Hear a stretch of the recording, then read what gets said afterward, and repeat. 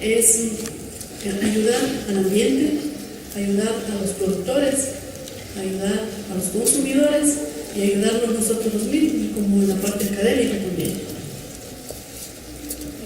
Yo escogí, si ustedes miraron el tema, yo escogí los nemátodos, pero especialmente los fitonemátodos o los nemátodos parásitos de plantas. Entonces, ¿qué son los nemátodos? Los nemátodos realmente son organismos que causan problemas, y ese problema es silencioso, como le llamamos. A veces los agrónomos tratamos de solucionar problemas fitosanitarios creyendo que es una cosa y en realidad es otra. Y esta área de la nematología es un área casi olvidada, no es tan importante para algunas personas. De tal manera que, por ejemplo, si nosotros tenemos un problema de raíces, a lo mejor es atacado por un fusario o por un fitóptero, pero en realidad no empezó ahí, empezó por la presencia de los nemátodos. Debemos conocer también que los nemátodos en general, hay algunas clasificaciones. Algunos entendidos o nematólogos lo ponen como: algunos se alimentan de bacterias, algunos se alimentan de hongos, algunos son omnívoros, algunos son predadores, otros son parásitos de insectos, que ellos también serían nuestros aliados en el campo agrícola, otros son parásitos de plantas. Entonces, de acuerdo a un estudio que hicieron en Florida, en pastos de Florida, ahí están los porcentajes. Entonces, como ellos lo clasifican como herbívoros, por ejemplo, y tiene un porcentaje bastante elevado, que es 49.8. Estos porcentajes pueden variar dependiendo de cada ecosistema o agroecosistema. Lo más importante es que los nemátodos tienen todas esas capacidades de alimentación. Como se trata de nemátodos fitoparásitos, entonces se encuentran en las raíces y ellos pueden ser sedentarios, pueden ser endoparásitos sedentarios, endoparásitos migratorios y ectoparásitos. Lo más importante es que todos los expertos dicen que el problema más grande traen los nemátodos que son endoparásitos sedentarios, porque son aquellos que se introducen dentro de las células del vegetal y causan el mayor daño, incluso hasta como transportadores de virus, de bacterias y de hongos, que son los que desencadenan un complejo en conjunto, ¿no? ¿Y por qué en San Luis? Entonces, ¿por qué escogimos San Luis? Si ustedes tienen la oportunidad de Riobamba hasta San Luis, existen 4 kilómetros. Es una parroquia relativamente pequeña, pero que aquí vemos la gran cantidad de invernaderos. Hemos registrado que existen invernaderos por más de 10 años. Y entonces en el interior cultivan constantemente tomate, mucho tomate, y el manejo que lo hacen es intensivo, o sea, con el uso de muchos pesticidas. Entonces ese es un problema serio que nos conlleva para el deterioro de la salud. Estamos buscando un cambio en el paradigma de la alimentación y de la producción también. Entonces escogir este sitio, ¿no? Y por lo tanto nosotros tenemos que también estar enlazados con problemas locales, nacionales y globales. Y los fitonemátodos son cosmopolitas, están en todos los ecosistemas. Esta es la parroquia de San Luis, donde podemos mirar la simbología del uso del suelo.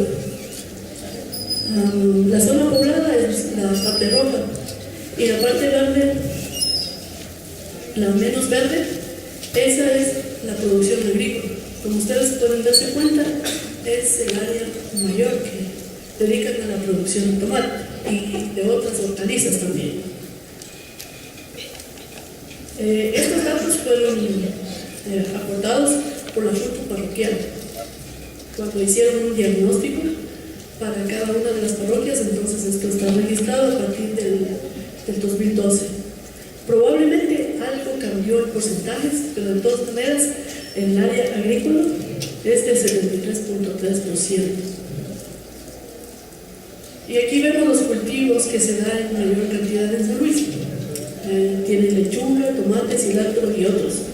Y el tomate ocupa el segundo lugar, pero el manejo que lo dan, porque es en el parque invernadero, es bastante intensivo.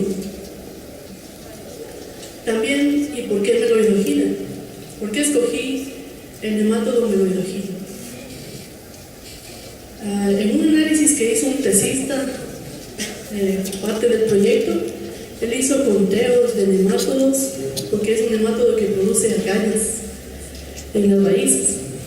Tenemos la oportunidad de tener estos datos y las cantidades por 100 gramos de raíz o de 100 gramos de suelo son elevadas.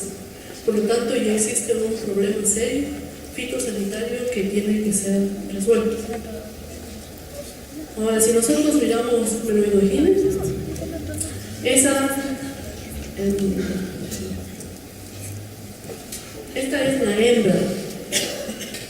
El macho es, digamos, más delgado y está fuera de la raíz. La hembra penetra las células vegetales y esta es la hembra y esta es una bolsa de huevos. Y allí tenemos datos que tienen más o menos, pone huevos cada 8 o 12 días y es el número de 400. Eso significa que cada vez se va a incrementar, a menos que nosotros consigamos enemigos naturales. Como es un endoparásito sedentario, causa muchos problemas y que limita la producción. Los síntomas que causa este nemátodo es debilitamiento de las plantas.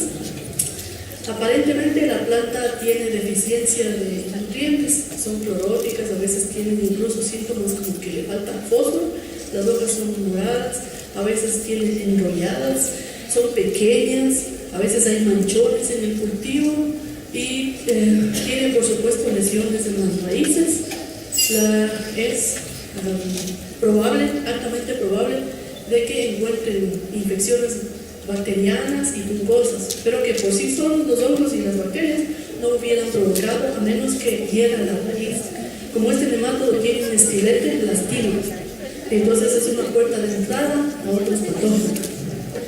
Produce agallamiento de las raíces y marchitez en general. En unos datos proporcionados tenemos aquí la pérdida que causa en algunos cultivos, como por ejemplo tomate 21%, y eso transformado al área y transformado en la cantidad de kilogramos, están perdiendo bastante. Tenemos el algodón. En realidad meloidogina es un nemátodo cosmopolita y además es polífero y además produce muchos abundantes huevos. Entonces la población se incrementa muchísimo y es considerado como el enemigo número 1 de las raíces de las plantas. El ciclo de vida, ahí podemos mirar las hembras y aquí está el macho. Entonces, presenta dimorfismo. El ciclo de vida lo cumple 25 a 30 días a esa temperatura. En un invernadero tenemos esa temperatura. Entonces aquí las hembras ponen huevos y pasan por 4 estados, mudan 4 veces. Y cada uno los han llamado J1, J2 hasta el J4. ¿Qué significa juvenil 1, juvenil 2 y hasta el 4? Hasta cuando se transforma en adulto y puede llegar a entrar en la reproducción. Este es un corte de una raíz donde se puede ver las hembras, que son globosas, y junto con las masas de huevos. Y estas son las raíces cuando existe una alta infestación de este nemátodo. Entonces, Eso va a provocar que las raíces no puedan tomar los nutrientes, así les fertilicen de cualquier manera, no pueden. Entonces las plantas van a bajar la producción o a veces hasta morir.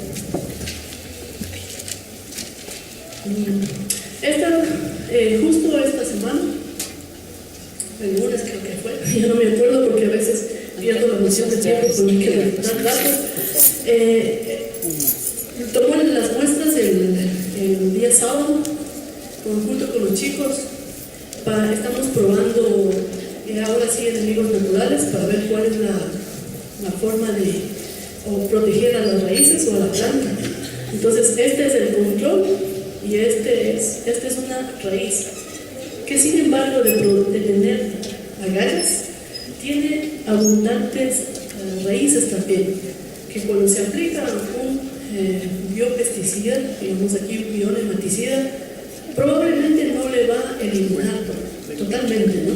Sino un porcentaje de nematos van a quedar, y aunque tenga agallas, las raíces se ven estimuladas en el crecimiento y podemos salvarle de alguna manera y no causar tanta pérdida.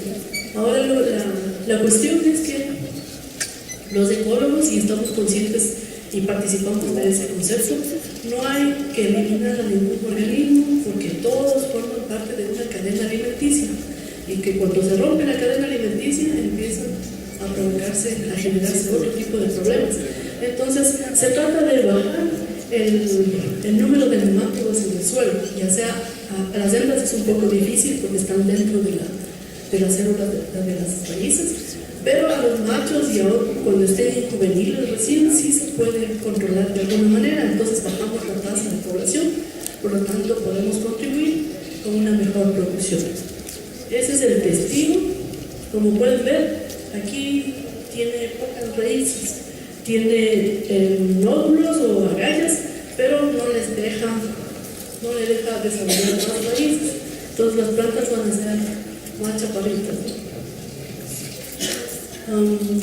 Aquí son raíces, pero si ustedes ven, aquí existen unos globitos, que justo es el formulado de bionematicida que nosotros le pusimos, porque tuvimos que probar alguno para ver cuál es efectivo, y entonces esos datos todavía no están procesados porque falta analizar el peso seco de las plantas, el peso de las raíces, el peso de la parte aérea, la altura, el número de hojas. Ustedes saben cuando se hace un ensayo, entonces falta eso, y falta correlacionar con los factores de manejo del cultivo. Si viene de un cultivo de uso intensivo, si viene de un cultivo tradicional, de un orgánico, etc. Entonces, juntar todos esos factores para hacer un análisis multifactorial, entonces todavía tenemos que presentar eso. Lo que quiero indicar es que esto es un formulado que protegió a las raíces. Podemos ver por aquí una agalla muy escasas agallas. Pero lo que quiero decir es que con este formulado lo que nosotros conseguimos es fortalecer el sistema radicular y estimular el crecimiento. Entonces, al parecer, como todavía no hacemos los análisis estadísticos, solamente existen, la mayoría ya están registrados, entonces lo que nosotros podemos hasta ahora sospechar o asumir es que ayuda un bionematicida en este caso. Ahora, cuando ya salga el producto, ahí les decimos de qué está hecho estos círculos, estas esferitas, ¿no? Aquí también podemos ver el tamaño de las raíces, y es bien importante a la hora de la nutrición vegetal.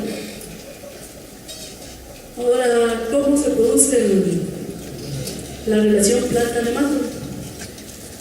Como ustedes saben, incluyéndonos nosotros, también tenemos un lenguaje químico, y eso es lo que ocurre en la naturaleza. Entonces, ¿cómo sucede? Entonces, si existen huevos en el suelo, ellos van a eclosionar, va a haber una atracción hacia la planta o hacia las plantas, especies, etc. La penetración y la alimentación, luego la reproducción, y luego van a quedar en estado de latencia hasta cuando haya la otra campaña de cultivo donde pueden ellos incapacitar. Entonces, los expertos sostienen que más o menos en 24 horas después del trasplante ocurre ya la invasión. Luego viene la inducción de células que se llaman células alimenticias. Es más o menos como una célula nodriza que tiene. Se agranda mucho esa célula y allá van a depositarse los fotosintactos del cual se alimenta el nemátodo. Entonces tienen esa capacidad de alguna manera de relacionarse al principio como amigablemente con la planta y luego le sacan provecho y se convierte en un parásito, ¿no? Y tienen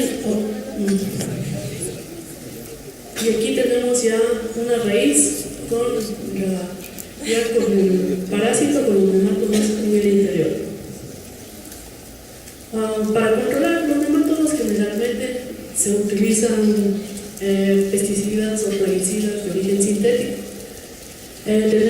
Ahí están algunos nombres, pero nosotros y ustedes saben también que los organofosforados y los carbamatos corresponden a un grupo que está probado que produce grandes daños al ambiente.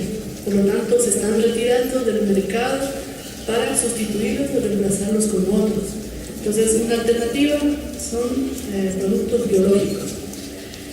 También existen estudios que si ustedes abren la página o digamos papers en Francis y Taylor o Taylor y Francis que tienen un convenio de CENESID con el Ecuador, ahí encuentran un montón de artículos científicos que corroboran y que fundamentan también muchos estudios. Entonces, por ejemplo, también se han encontrado nematicidas naturales y que en la agricultura orgánica generalmente también se los puede utilizar, pero los utilizan a veces por separado. Y nosotros tenemos que pensar también en potencializar eso y juntarlo, ¿no? Entonces encontramos, por ejemplo, NIM, que es un árbol, ¿no?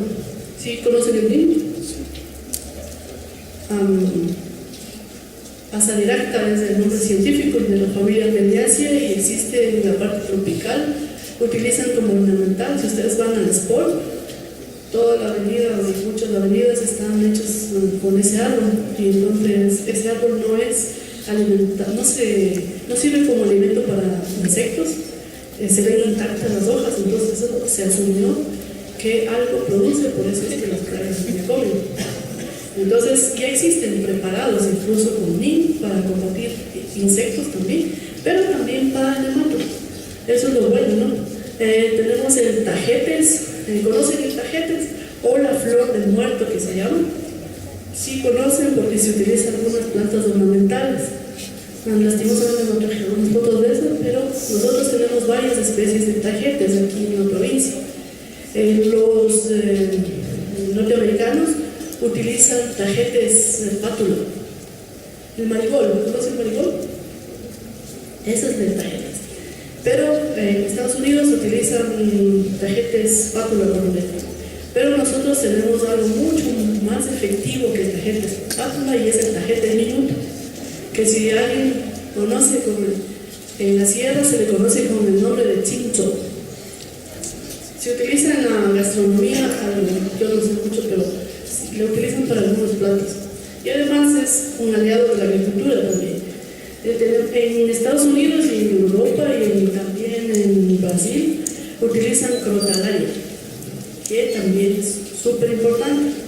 Aquí tenemos ricinus o la higuerilla, si conocen. De ahí sale el aceite de castor, ¿sí? Pero se procesa en una pasta, etc. Y sirve también para combatir nematodos, también es bueno. Pero también existen microorganismos como Paecilomyces vilacinus, Acrobotis, Trichoderma, Poconia, Clavidosporia, bacterias como Pasteuria, también que son enemigos de los nemátodos y de los cuales nosotros podemos hacer uso también. Y acá también los géneros de nemátodos, existen muchos, pero igual resalto este género Meloidogyres porque es uno de los más problemáticos. Ahora sí entramos en el problema. el problema o cuál es el problema que todavía tenemos que resolver. No se cuenta con alternativas biológicas locales para el manejo del nemátodo meloidogine en el cultivo de tomate en nuestra área. Existen varios estudios en otros lugares, podemos revisar. Existe en Asia, en Europa, en América, en todas partes, pero son aislamientos de ellos, no son nuestros. Nosotros somos propietarios de nuestra biodiversidad y de nuestra tecnología, entonces tenemos que hacer uso de eso primero. A veces recibimos productos y también nos ha tocado probar y resulta que no son efectivos, entonces tenemos que seleccionar nuestros propios aislamientos.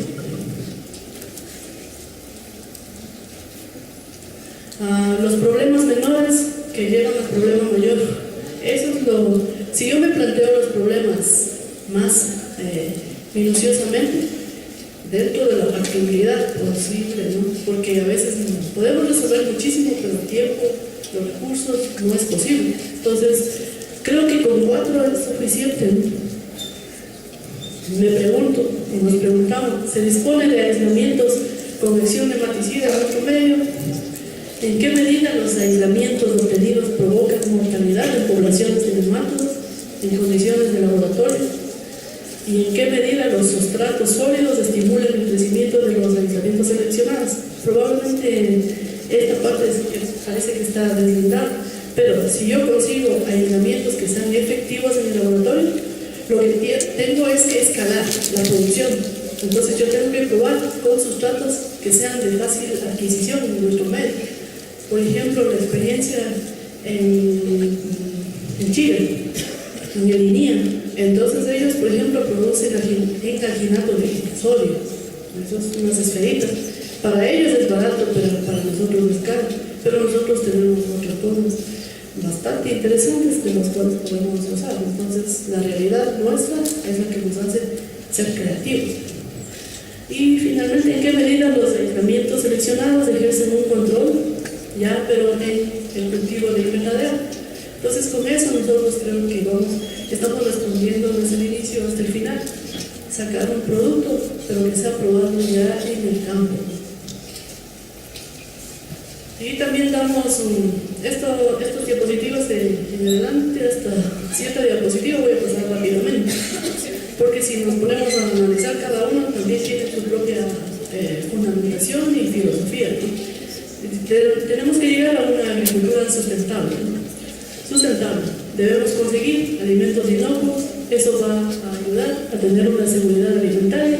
Tenemos que cumplir con una matriz productiva al transformar el producto en un producto que sea a la adquisición de los agricultores, ¿no? ¿Qué tenemos aquí?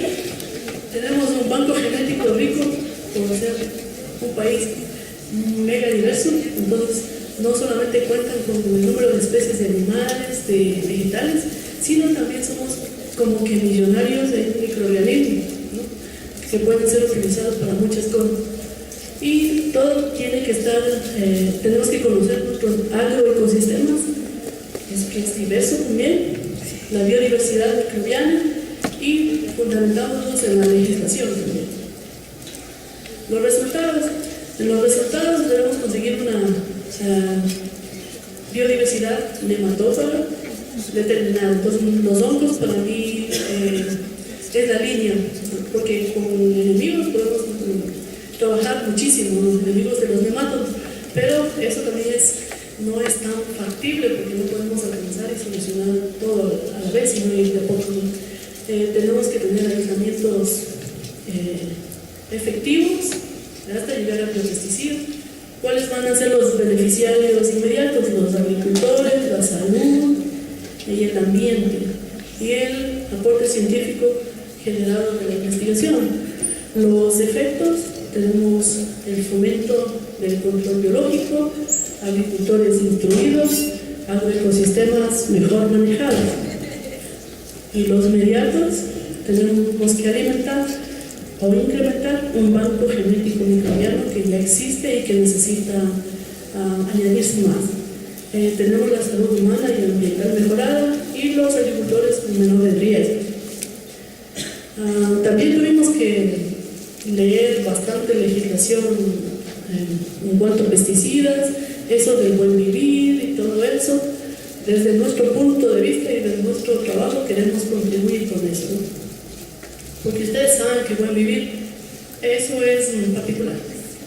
Para algunos buen vivir significa tener mucho dinero, para otros el buen vivir significa tener felicidad, y eso me parece que es mucho mejor. Entonces, felicidad y salud, de eso, ¿no? Entonces, tenemos que crear las condiciones para la producción de alimentos seguros y el desarrollo de una agricultura sostenible, y eso es una prioridad.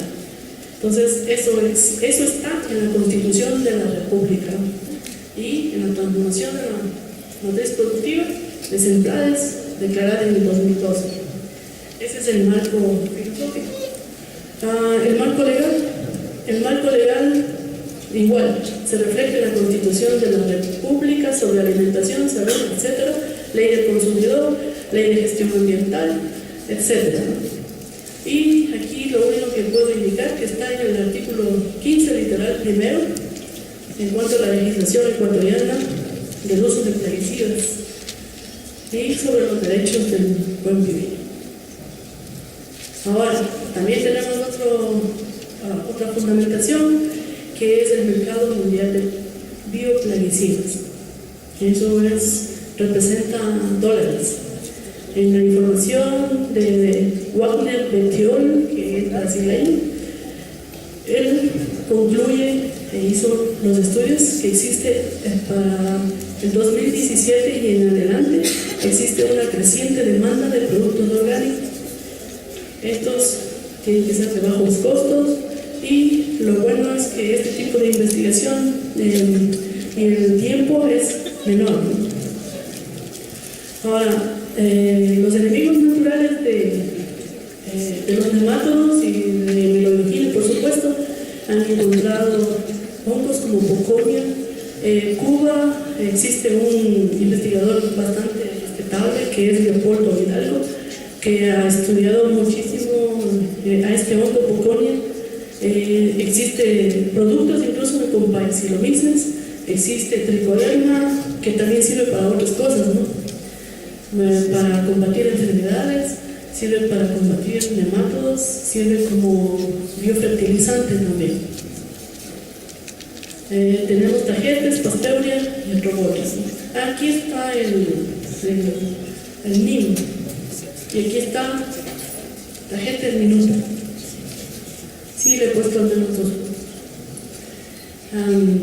Este es un esquema de los hongos antagonistas de la biología. Aquí podemos mirar los cadáveres de estos gusanos que se llaman nemátodos, y estos son los hongos que producen redes en el suelo y que pueden producir redes, anillos, NOPs. Tienen diferentes estructuras de cómo atrapan a los nemátodos y matan. ¿Por qué los matan?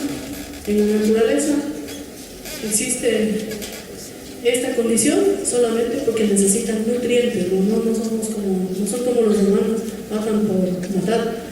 En cambio, la naturaleza es por alguna razón, alimentación y adquirir los nutrientes necesarios para garantizar a las generaciones fuertes, ¿no? Ahora la metodología, al fin llegamos a la metodología. Entonces debimos coger 25 muestras de suelo de 5 agroecosistemas, es decir, 5 por cada agroecosistema.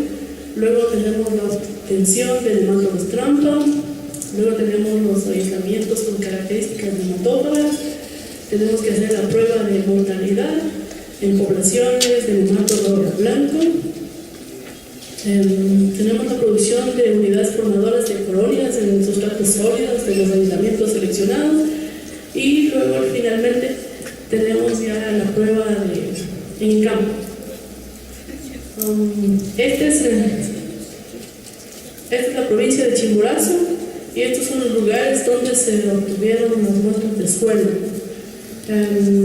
Tuvimos el criterio de tener agroecosistemas que sean diversos, de intensivos, tradicionales, orgánicos, etc., ¿no? Para ver cómo varía la población, de aislamientos que tengan características nematófagas. Por supuesto, tiene que ir caracterizado la altura, la posición. Tenemos que ver las características del suelo, tenemos el pH, la materia orgánica. Los cultivos fueron colocados de quinoa, tomate, maíz, alfalfa y papa. Aquí está la parte práctica del laboratorio, que consistió en obtener las poblaciones de nemátodos trampa, porque en microbiología, yo doy la cátedra de microbiología agrícola. Entonces, para conseguir los organismos que me interesan, un éxito es siempre utilizando trampas, porque como son imperceptibles al ojo humano, pero hay que saber en dónde su hábitat, y además si les pongo algo que les gusta, yo les puedo atrapar. Entonces, si yo quiero tener hongos nematófagos, yo debo darles nemátodos. Entonces, ese es el criterio. Y si yo quiero tener hongos entomopatógenos, ¿qué les tengo que hacer? Poner trampas con insectos. Y bueno, ese es un protocolo que es muy fácil. Entonces, aquí están los embudos, simulando embudos Berman. Dejamos aquí las muestras y caen los nemátodos y juntamos las poblaciones. Trabajamos con nemátodos de estiércol de conejo, porque también tuvimos que probar otro tipo de estiércoles, de vaca, de borrego, etc. Y el mejor resultado nos dio con estiércol de conejo. Ahí estaban las concentraciones de nemátodos más grandes. Pero también nosotros utilizamos trampas para conseguirlos del suelo. Y eso lo tuvimos que escalar, cosechar los nemátodos, lavarlos, bueno, limpiarlos muy bien, una desinfección, y luego esos nemátodos les ponemos en cajas Petri con medio pobre, como yo digo. Y le ponemos muestras de suelo de los agroecosistemas que conseguimos, y los nemátodos van acá. Entonces ponemos 100 microlitros en diferentes partes, y entonces esperamos a temperatura ambiente a ver si es que de la muestra del suelo crece y atrapa a los nemátodos y los mata. Entonces, si nosotros miramos esa característica, yo puedo llegar a otro medio de cultivo y tener un cultivo puro, ¿no? Entonces, uno de los métodos era la dispersión del suelo en toda la caja PET. Otro método fue solamente colocándole el suelo en el centro de la caja. Y otro método que es la infección inducida. Entonces, para lo cual cosechamos, ponemos los nemátodos en el suelo e incubamos. Y luego le hacemos otra vez el embudo Berman y le lavamos. Si es que el nemátodo ya estuvo infectado, probablemente con una espora adherida a su cutícula o con alguna espora que ha ingerido, entonces luego de eso les lavamos y les ponemos sobre una caja Petri con medio y esperamos observar algo como este, que el nemátodo esté muerto pero con estructuras fungales. Son métodos un poco más selectivos, pero que dan mucho más trabajo, pero vale la pena, porque tenemos la oportunidad de ver incluso endoparásitos. Los resultados. Bueno, estas son las fotos que tomamos y aquí podemos ver anillos de las hijas del hongo que les atrapan. Eso es súper emocionante, ¿verdad? Como un hongo que pertenece a un reino diferente es capaz de comportarse como si fuera un vaquero. Un vaquero que cuando hay estos eventos de enlace al potro y enlace, no sé, a otro ganado, entonces le enlaza y eso como le ahorca, o si no le adhiere y no le suelta, y el nemátodo en 24 horas ya está muerto. Entonces sí, las hifas penetran dentro de su cuerpo y consumen los nutrientes, especialmente nitrógeno. Entonces, sirve para el desarrollo del hongo, ¿no? Entonces, en el primer objetivo era obtener aislamientos de hongos nematófagos a partir de muestras de suelo procedentes de 5 agroecosistemas de la provincia de Chimborazo.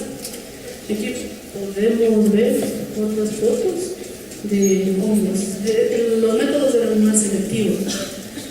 Mi tesista, él hizo una variante, él hizo una recuperación de todos los hongos que están en la rizosfera del tomate. Y entonces crecieron un montón y algunos pudieron ser y otros no. En cambio, con el método que aplicamos nosotros era más selectivo.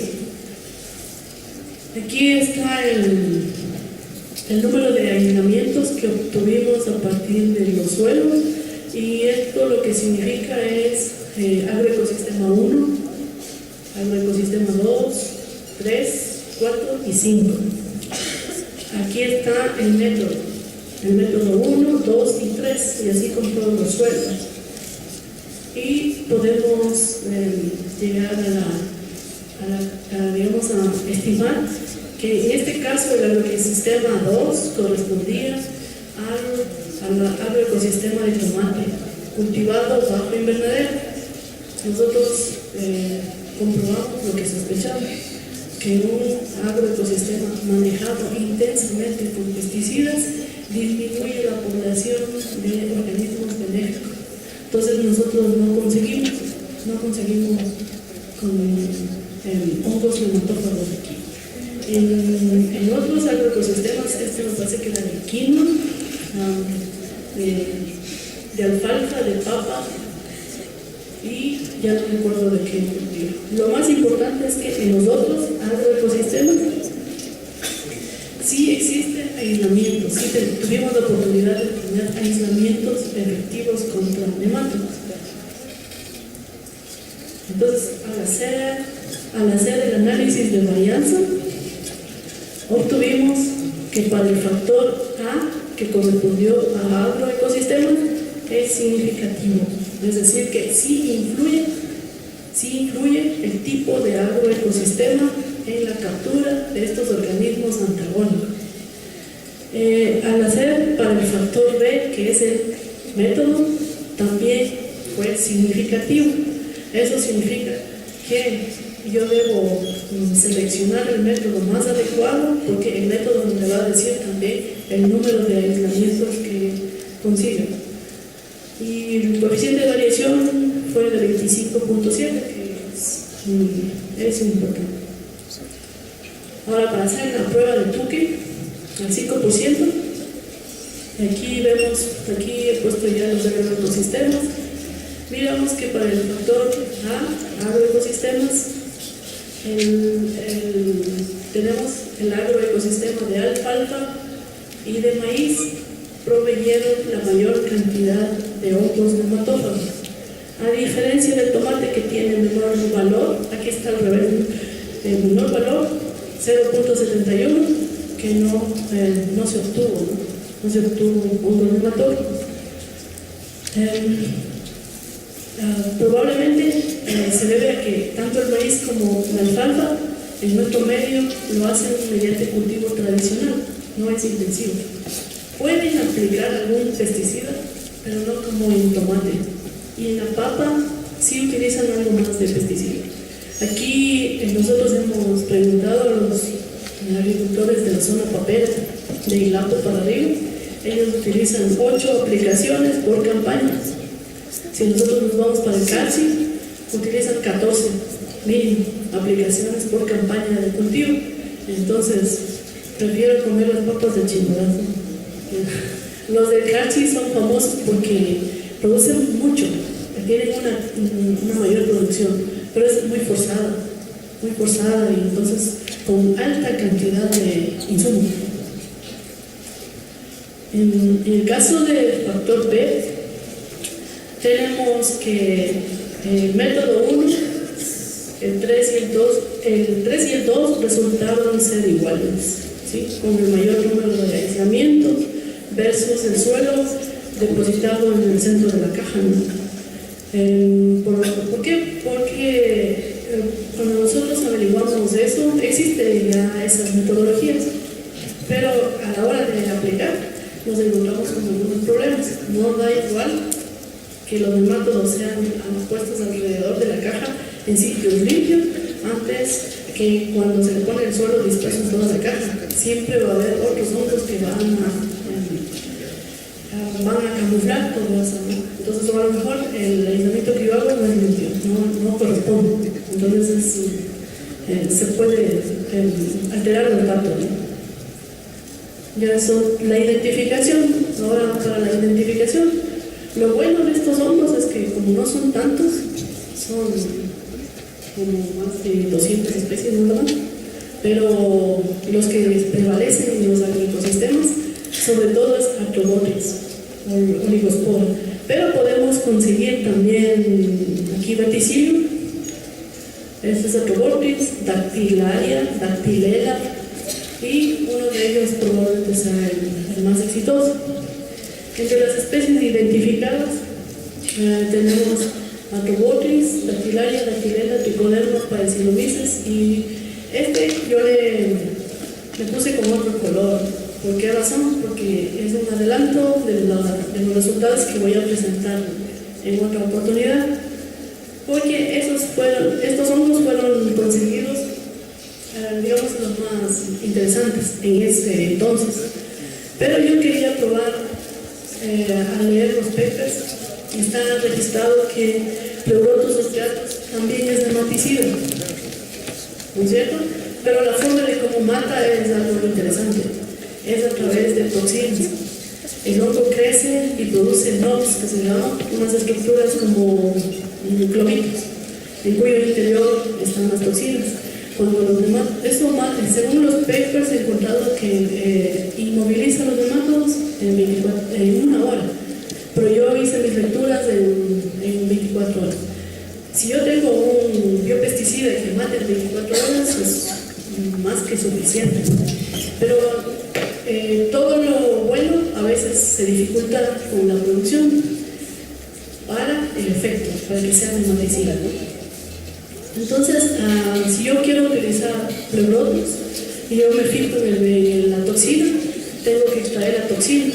Y eso sí, los chicos de acá de ciencias, de química, ellos son los expertos que pueden ayudarnos a nosotros. Pero también resulta complicado, ¿no? Entonces, nuevamente regresamos y debemos poner los ojos en la parte tradicional. En Quito se puede conseguir en el supermercado Pleurotus, que son muy agradables como comestibles, pero también sus residuos pueden ser aplicados en el suelo para que ayuden a controlar los nematodos. Entonces, nada más hay que seguir estudiando, combinando otros factores y sale un montón. Entonces, hasta ahí es mi presentación. Hasta aquí es solamente el primer objetivo. Los resultados los tengo que poner en el segundo y hasta el cuarto. Entonces, los datos están por procesarse y no son abundantes. Pero parece que así como se sospecha, parece que va a resultar algo muy bonito y sobre todo un producto. Es lo que va a resolver o al menos a contribuir en parte, porque para combatir nematodos no solamente hay que hacer esto, aplicar bioformulados, sino también hay otros métodos de control cultural, control físico, etc., ¿no? Y si necesitan suelos infestados, también hay necesidad de utilizar pesticidas sintéticos, ¿no? Porque es un error pensar que van a desaparecer, siempre van a estar reemplazándose nada más, pero lo más importante es tener conciencia de que debemos utilizar lo menos posible y buscar otras alternativas también, ¿no? Pues eso, si tienen alguna pregunta, muchas gracias.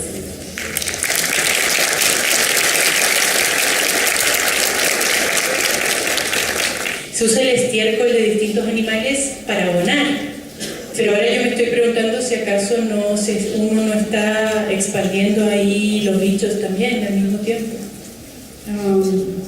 Sí, pero existen bastantes artículos científicos sobre la utilización de hongos nematófagos justo para controlar parásitos también. porque es verdad, cuando se aplica abonos en forma inadecuada, los parásitos pueden permanecer en el sitio, entonces pueden más bien causar un problema de salud. Entonces, por eso es que debemos transformar la materia orgánica para eliminar lo más posible de problemas para la salud. Entonces, sí, el hongo que se encuentra en el estiércol de conejo, que es parásito, es de género Phasalurus, me parece. Sí, Phasalurus. Entonces, hay trabajos, como ya le digo, que han contribuido para disminuir la cantidad de nematodos parásitos que pueden infectar animales. Pero nosotros estamos buscando poblaciones, porque estaría mejor de ahí. Pero puedo conseguir el suelo, pero hay que hacer otro proceso. Porque yo creo que entendí al revés, yo entendí que había nemátodos en el estiércol. De ahí obtuvimos la población de nemátodos blanco, en blanco, a la cual debemos atacar.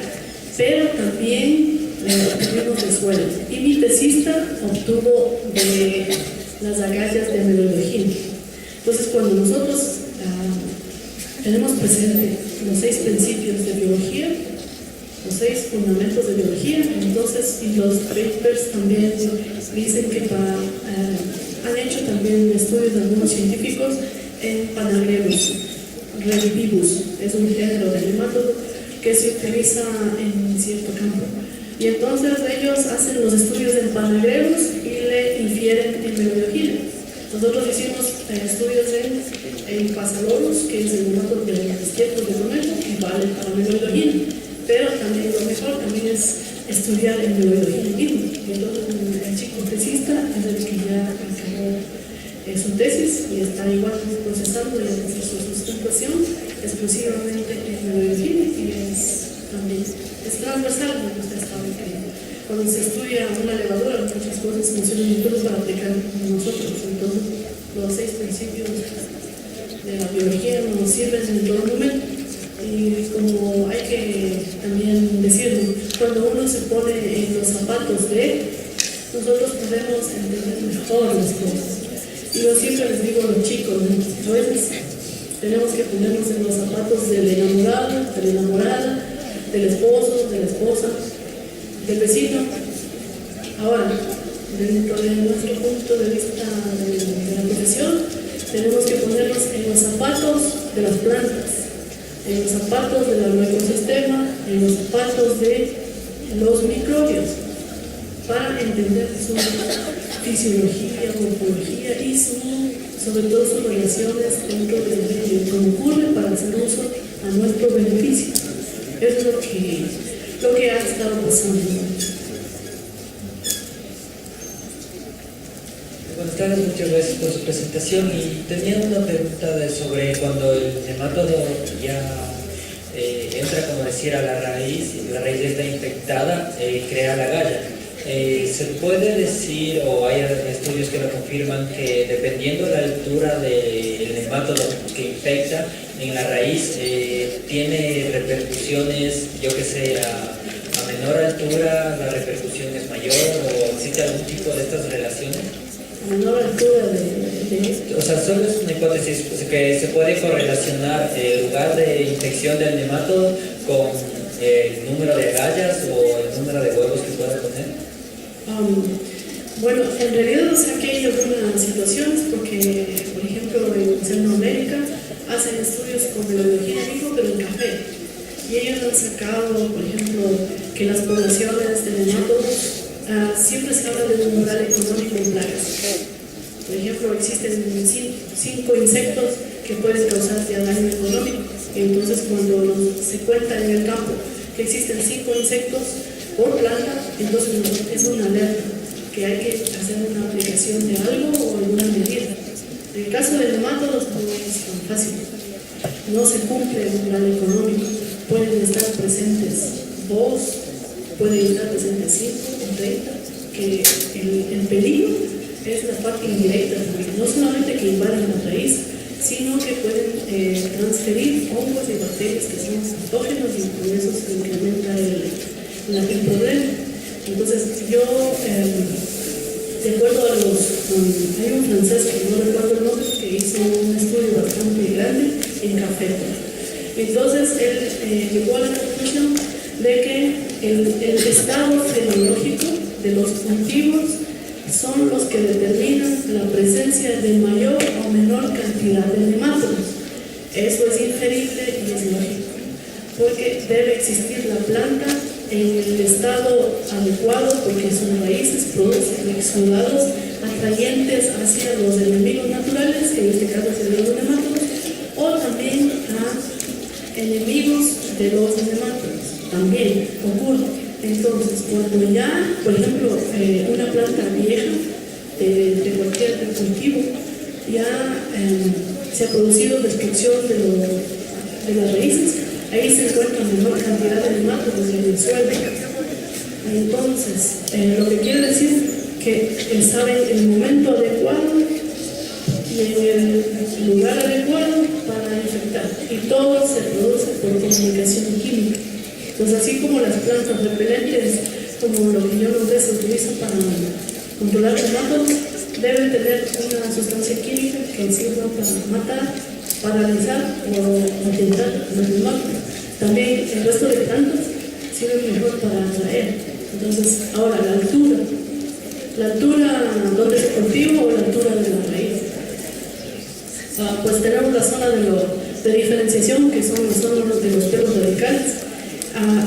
Cuando una semilla germina, inmediatamente se producen sustancias químicas volátiles que se difunden en el suelo. Y esa es la comunicación. Nosotros siempre hablamos de un arsenal químico y consorcios de organismos siempre, no solamente de uno, sino que a veces el desbalance que se produce por el manejo inadecuado o la falta de entendimiento de nuestros propios ecosistemas hace que tengamos mayor o menor problema. Entonces se habla también de materia orgánica, que es útil para el control de fitopatógenos o parásitos también, que eso es adecuado. Si ustedes han escuchado, hay un productor Francisco Gargotel, alguien ha escuchado y que provee de productos orgánicos a los supermercados de Quito.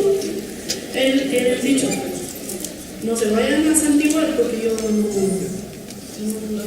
dice, con agua, si alguien tiene disculpe, con agua y con mierda no hay cultivo que se pierda. Eso dice, pero el abono ese tiene que ser tratado, tiene que ser enriquecido y pensando en que eso va para la salud humana. Entonces él lo procesa. Y es verdad, nosotros cuando producimos con los chicos, los microorganismos M&M, no sé si han escuchado, los microorganismos M&M. Nosotros tenemos que ir a un bosque virgen o casi virgen, donde no hayan los humanos intervenidos, porque nosotros sabemos que allí existe la mayor carga de microorganismos benéficos.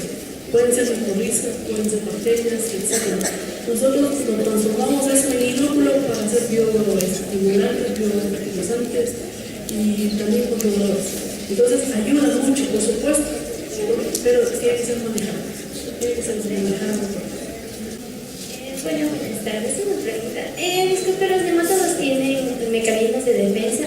Y la segunda pregunta es que los nemátodos que se encuentran en la planta de tomate de carne, son los mismos nemátodos que se pueden encontrar en la planta de tomate de árbol. Sí, bueno, aquí en nuestro medio hemos encontrado en la asociación Meloidogine con Nacobus. Y los nemátodos agalladores son los que causan mayor problema, porque son los que están dentro de las células, como digo, y no llegan, productos no llegan tan fácil dentro de las células, entonces están protegiendo su alimentación y también las generaciones que están produciendo. Entonces lo que hay que es controlar afuera y disminuir la población para que esté bajo un número reducido. Ahora, todos los organismos tenemos mecanismos de defensa, todos, absolutamente todos.